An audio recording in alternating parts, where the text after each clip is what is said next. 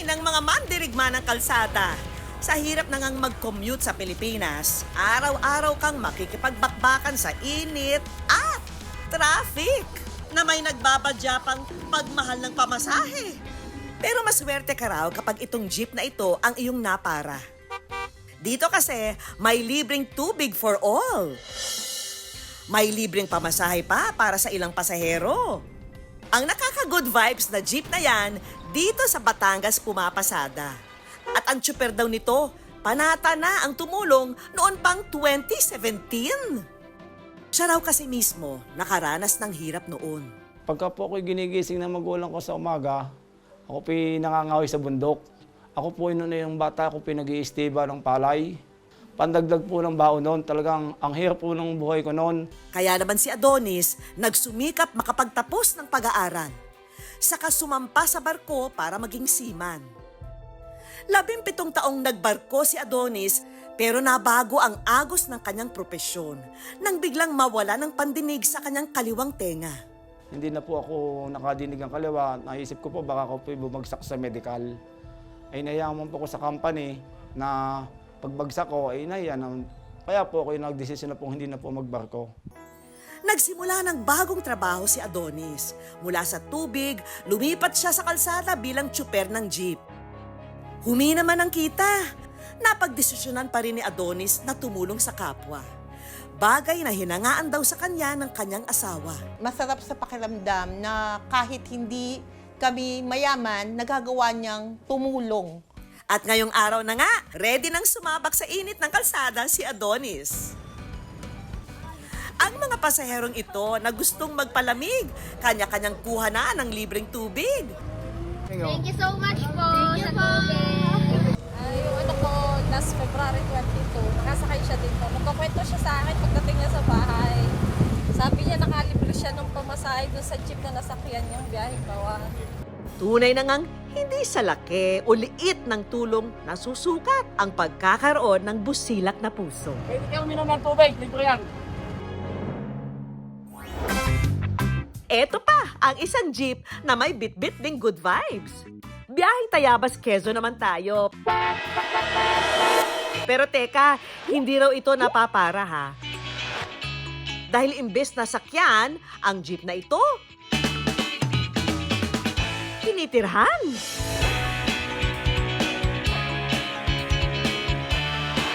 Ipinilit ko talagang maghanap ng gumagawa ng jeep dun sa area namin. Stainless talaga siya.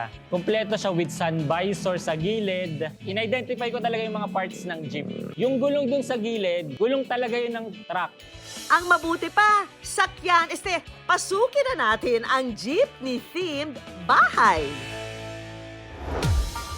Tulad ng isang tunay na jeep, pahaba rin ang estilo ng bahay. Pero walang dapat ikabahala ang itsura ng bahay sa loob.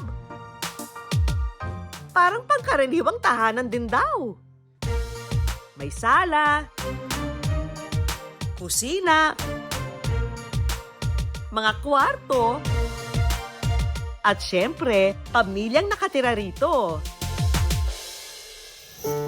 Ang driver daw ng kanilang buhay ang siya ring inspirasyon sa pagpapatayo ng jeepney-themed house.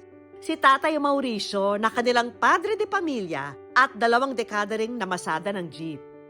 Bilang ama, maalaga din siya sa aking mga anak. Siya ang nagpapaligo sa aking mga anak. Dahil ako'y nasa tindahan, siya ang laging nagluluto pag siya ay dumarating.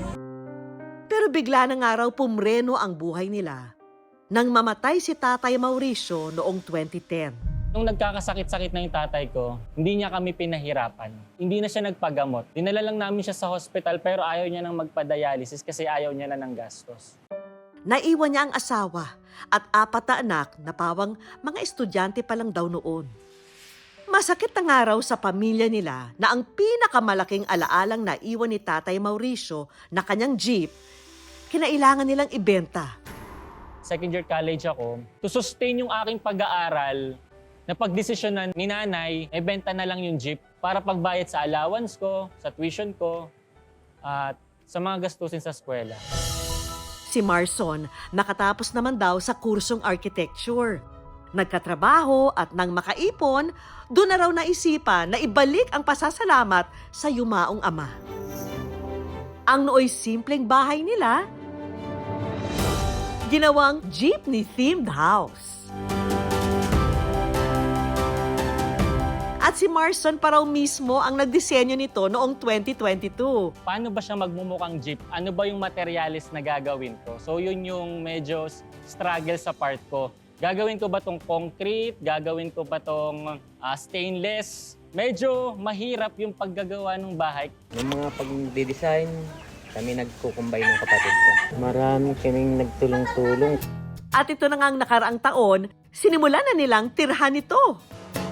Pero hindi lang ito unique na bahay. May twist din daw. Yung bahay na yon, meron siyang rainwater catchment. Sinasalo niya yung mga tubig sa alulod. Laging tagulan sa amin. So minaximize ko yung weather namin para may source kami ng water. Bukod sa makikinabang silang pamilya, magsisilbi pa raw itong alaala ng kanilang ama. Tatay, gusto ko sanang mapa-experience sa'yo kung ano yung meron ako ngayon. Gusto kitang i-treat sa mga kain ng gusto mo. Gusto kitang madala sa mga magagandang lugar. Mahal na mahal ka namin, tatay. Sa dami ng hindi magandang nangyayari sa bansa ngayon, libre na lang ang gumawa ng mabuti. Sa sarili, sa iyong kapwa, lalo't higit sa iyong pamilya.